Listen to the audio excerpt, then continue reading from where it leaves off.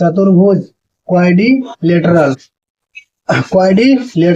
यहाँ कर रहा है समांतर चतुर्भुज का क्षेत्रफल होता है आधार गुना ऊंचाई।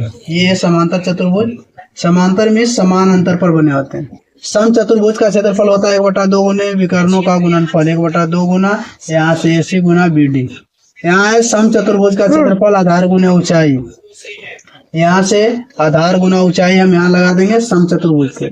सम चतुर्भुज की भुजा होता है 1/2 under D1 square plus D2 square, यानी पहला विकर्ण के स्क्वायर प्लस दूसरा विकर्ण का स्क्वायर।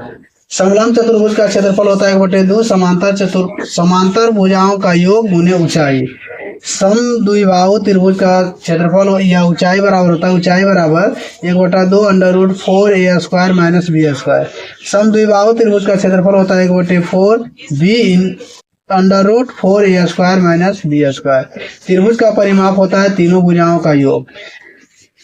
यहाँ से दिखाया गया ये सम चतुर्भुज है, ये जो है ये सम चतुर्भुज है, ये समांतर चतुर्भुज है, ये सम चतुर्भुज है, और ये जो है समलंब चतुर्भुज है, और ये जो है त्रिभुज है, और ये ऐसा त्रिभुज है जिसकी दो भुजा आपस में बराबर हो, अर्थात समद्विबाहु त्रिभुज है।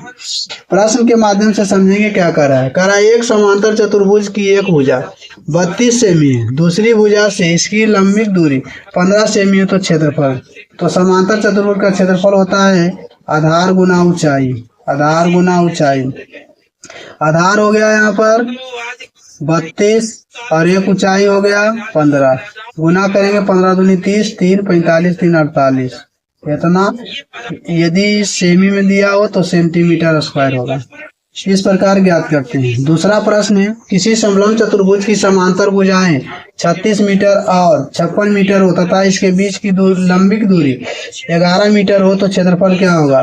तो समलंब का क्षेत्रफल बराबर होता है, क्षेत्रफल बराबर 1/2 समांतर भुजा का योग, समांतर भुजा का योग और गुने ऊंचाई। तो यहाँ से 1/2 गुने इंटू यहाँ से आ गया 36 प्लस 56 इंटू 11, 1/2 इंटू यहाँ से 92 गुना 11, इसे इसको काटेंगे 46, 46 इंटू 46 तो आ जाएगा 605 मीटर स्क्वायर। अगला प्रश्न देखेंगे एक समबाहु चतुर्भुज का क्षेत्रफल 27 वर्ग सेमी है तथा इसके एक विकर्ण की लंबाई 9 मीटर है, तो दूसरा विकर्ण की लंबाई। तो क्षेत्रफल बराबर होता है 1/2 गुने पहला विकर्ण गुने दूसरा विकर्ण।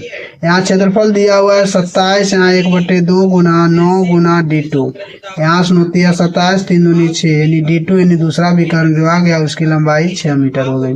इस प्रकार दिए गए प्रश्नों से को हम हल करते हैं आसानी से।